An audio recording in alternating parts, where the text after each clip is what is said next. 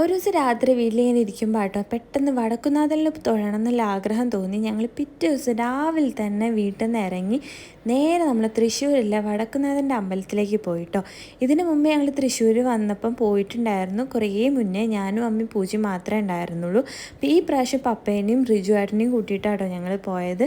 അങ്ങനെ ഞങ്ങളെല്ലാവരും കൂടി വടക്കുന്നാഥനിൽ സുഖമായിട്ട് തൊഴാൻ പറ്റി. അതേപോലെ തന്നെ പാറമേക്കാവിൽ അമ്മേനെയും കണ്ടു. സൺഡേ ആയതുകൊണ്ട് തന്നെ കുറച്ച് തിരക്കൊക്കെ ഉണ്ടായിരുന്നു, എന്നാലും നന്നായിട്ട് തൊഴാൻ പറ്റി.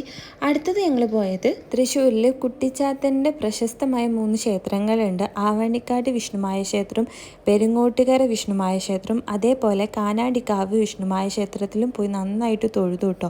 അങ്ങനെ അമ്പലത്തിലൊക്കെ തൊഴുതു. അവസാനം അമ്പലത്തിൽ നിന്ന് ഞങ്ങൾ ഉച്ചയ്ക്കുള്ള ഊണും കഴിച്ചിട്ടാട്ടോ പോകുന്നത്.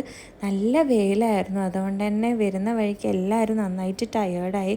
പോരുന്ന വഴിക്ക് ഓരോ ഇളനിവെള്ളമൊക്കെ കുടിച്ചിട്ടാട്ടോ ഞങ്ങൾ വീട്ടിലേക്ക് പോയത്.